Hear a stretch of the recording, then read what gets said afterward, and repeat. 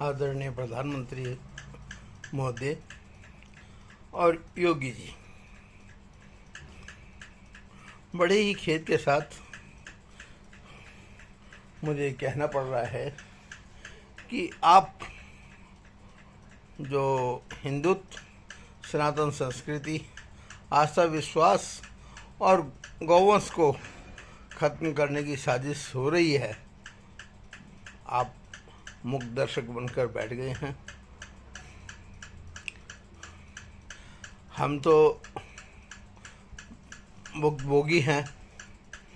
हमारी पिछले कम से कम 20 साल का जो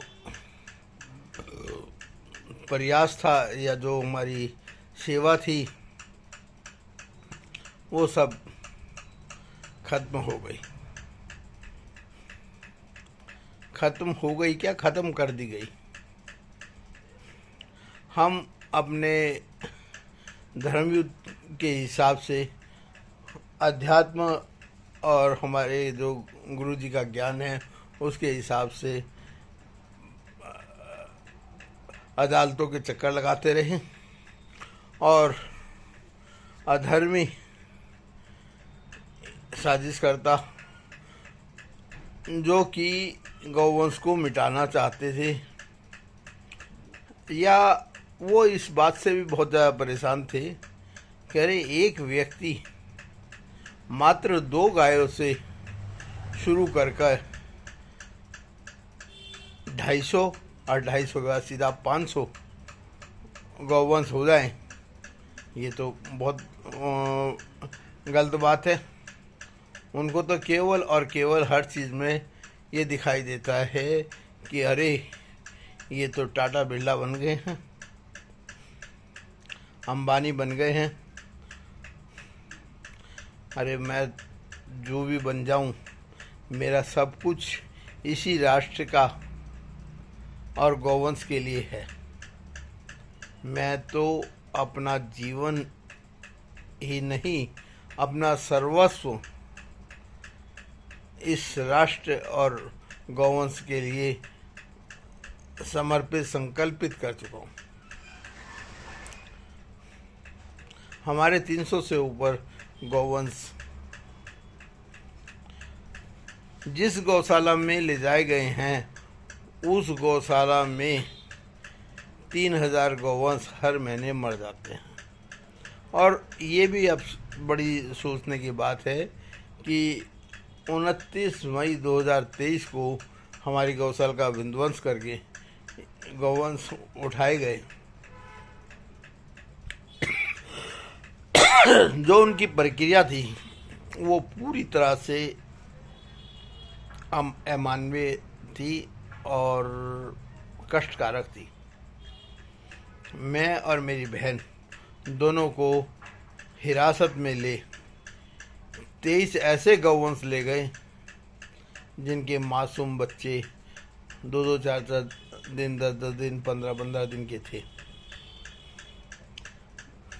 वो बच्चे तो मुश्किल से 3 महीने तक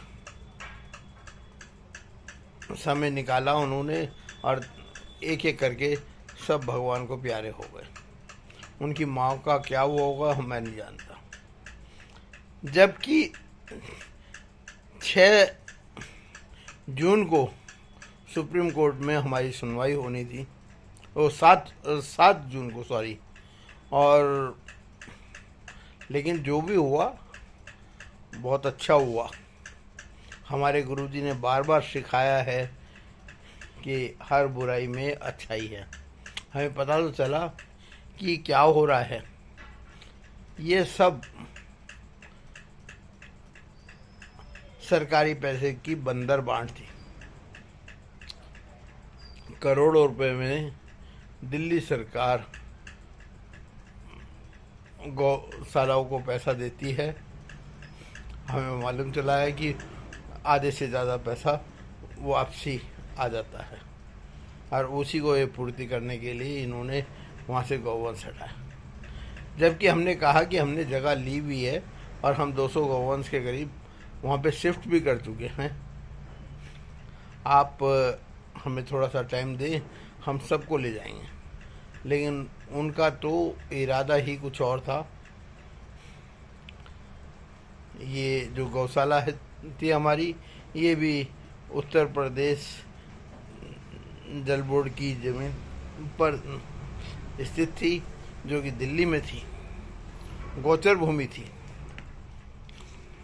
अब मामले को आप क्या बना दो और कैसे बना दो, ये बहुत ही शर्मनाक है।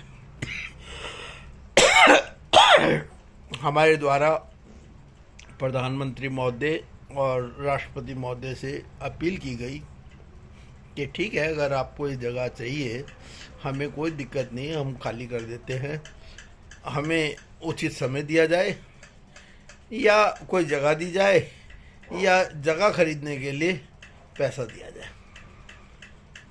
दोनों ही जगह से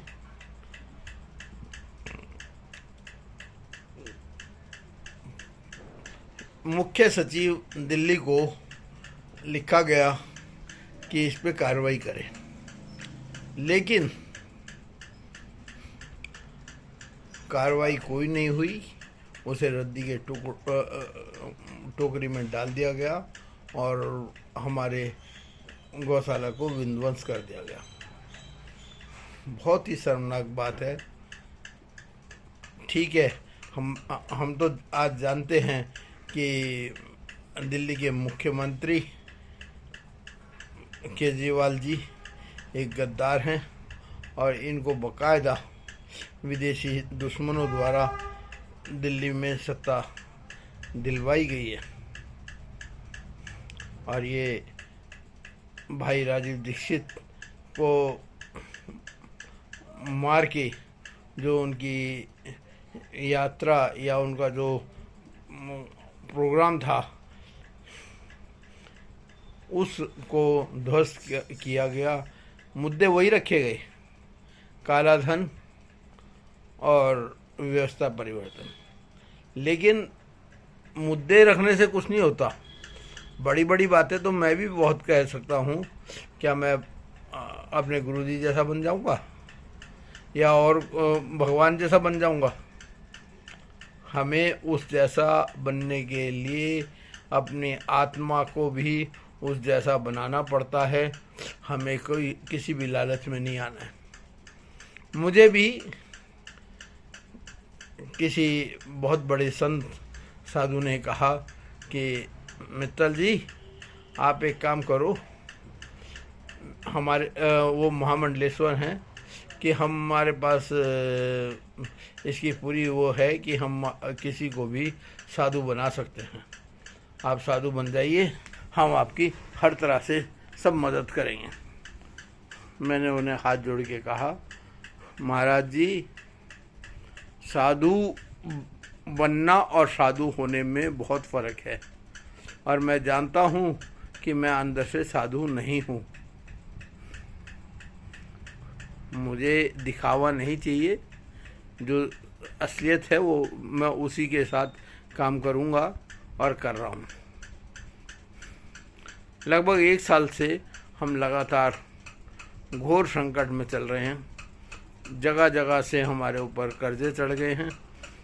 गौ माता को तो खिला नहीं है और उत्तर प्रदेश सरकार भी हमारे को किसी तरह की कोई भी राहत देने को तैयार नहीं है। हम तो कहते हैं कि केवल और केवल हमारे गौवंश के लिए भूमि उपलब्ध करा दी जाए। हमें आपसे कुछ नहीं लेना, हम आपको वो सब कुछ देंगे जो आप सोच भी नहीं सकते और पूरे उत्तर प्रदेश को निरोगी बना देंगे। जो राजीव दीक्षित जी जिसके ऊपर चल रहे थे उस पे हम चलेंगे और सबको जैविक खाद्य पदार्थ मिलेंगे और गौशाला से लोगों को बहुत प्रेरणा भी मिलेगी और बहुत सारी जानकारी मिलेगी, लोगों को रोज़गार मिलेगा। आपसे पुनः प्रार्थना है कि इस राष्ट्र के अनमोल धरोहर हमारी गौ माता, देसी गौ माताओं के ऊपर उपकार करते हुए हमें उचित जगह दिलाई जाए। बेशक से हमें कर्जे के रूप में पैसा दिया जाए या जैसा भी किया जाए, हमें उससे कोई मोह नहीं है। हम दिखाएंगे कि कैसे गौशाला सेल्फ डिपेंड होके चलती हैं और लोगों का कल्याण करती हैं। हम वहाँ पर जैविक खाद्य पदार्थ का निर्माण ही नहीं करेंगे, लोगों को शिक्षा भी देंगे और गौवंश के गोबर से, गौमूत्र से पेट्रो सीएनजी और खाद बनाकर पूरे प्रदेश में देकर प्रदेश की जो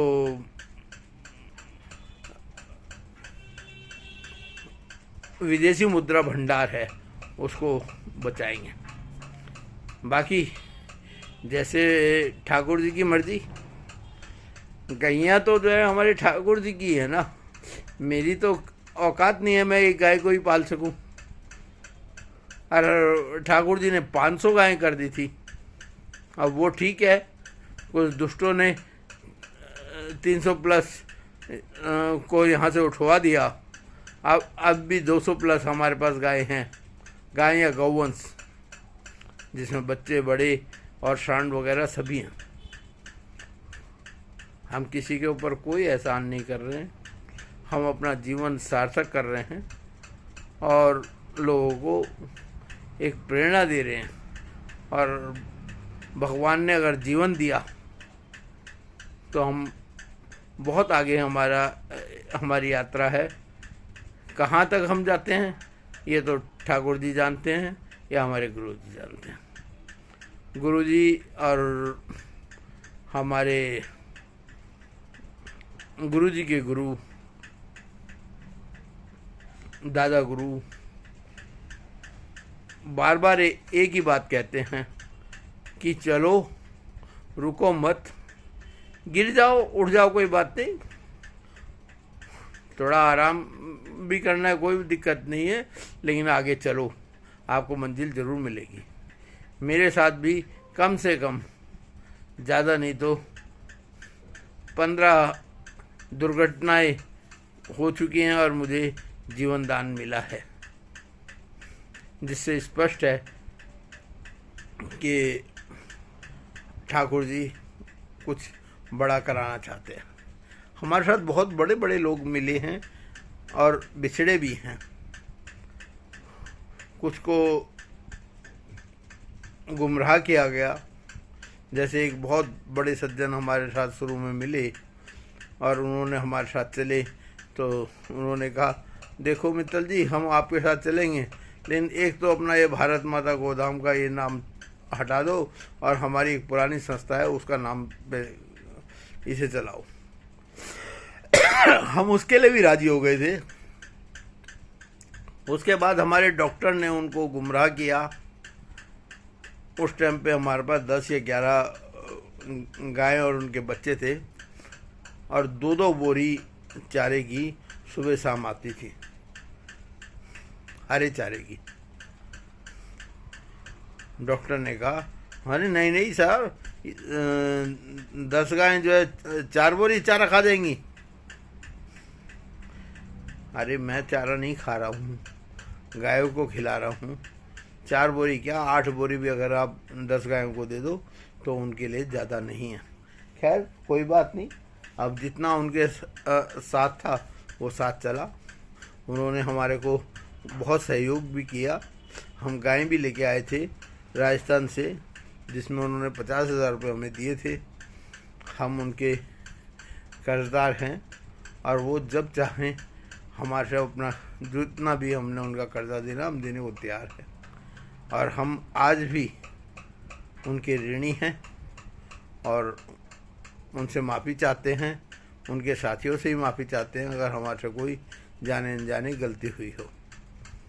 हम केवल और केवल गायों के लिए कार्य कर रहे हैं और गायों को प्रतिष्ठा और हमने दिलवानी है। हमारा साथ कोई देता है या नहीं देता, उससे कोई फर्क नहीं पड़ता। हमारे साथ तो ठाकुर जी हैं, हमारे गुरु जी हैं, इतना ही बहुत है। सभी को राम राम।